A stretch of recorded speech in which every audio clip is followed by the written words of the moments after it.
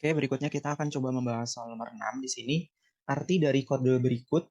Jadi di sini itu for, kemudian nanti saya jelaskan ya. Yang benar adalah, jadi pernyataan di sini yang benar itu yang mana. Nah, jadi di sini itu ada perulangan for ya. Jadi kalau teman-teman masih ingat, ini itu adalah nilai awalnya ya. Nilai awal, saya singkat now gitu ya. Nah, ini nilai akhir ya. Saya singkat nilai akhir. Kemudian ini itu increment, tapi bukan increment di sini. Nah, itu pokoknya itu adalah jeda lah. Bisa dikatakan juga sebagai jeda atau jeda lah, anggap aja jeda gitu. Atau juga increment. Nah, tapi kalau increment itu kan I++ kan. I++. Nah, ini sudah saya jelaskan juga, dan bentuk kayak gini juga sebetulnya udah saya jelaskan di materi increment. Silahkan teman-teman cek aja videonya. Nah, di sini itu kan kalau kita lihat, nilai awalnya itu adalah 20. Jadi nilai awalnya itu 20, kemudian nilai akhirnya itu lebih besar dari 0. Lebih besar dari 0 itu berapa? 1 ya. Oke. Jadi lebih besar dari 0 itu angkanya 1. Kemudian ini itu jedanya atau selangnya itu adalah -2. Jadi selangnya itu adalah -2. Kayak gitu. Nah, berarti ini kalau kita lakukan perulangan, terus kita tampilkan di sini, kita kasih ya, kalau di C++-nya itu cout, kurangnya 2 kali, kemudian kita beri dia itu I kayak gini, kemudian kayak gini, terus kita kasih end line di sini ya, supaya nanti dia itu ada enternya. Nah, nanti ketika ditampilkan, nanti yang akan tampil adalah, dia akan menampilkan nilai awalnya dulu, 20. Jadi nilai awalnya itu 20. Ini cobalah kita ganti warnanya ya. Oke, sebentar. Gimana ya ganti warnanya nih? Oke, coba kita ganti warna ini. Nah, jadi nilai awalnya itu kan 20 nih.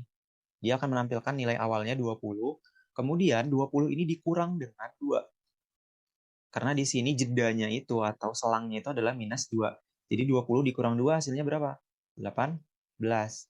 Kemudian 18 ini masuk lagi ke dalam sini. Nah, 18 dikurang 2 hasilnya adalah 16. 16 masuk lagi ke dalam perulangannya, 16 dikurang 2 hasilnya adalah 14. Begitu juga seterusnya ya, 14, 12, 10, kemudian 8, 6, 4, 2 ya.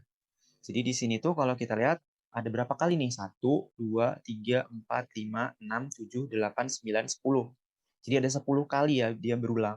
Jadi berulang kalinya itu sebanyak 10. Kita lihat pernyataan 1, pernyataan yang A. Berulang sebanyak 8 kali. Salah ya. Karena di sini kita lihat bahwa 10 kali dia mengulang kayak gitu. Kemudian besar lompatan perulangan sebanyak 1 kali. Salah juga.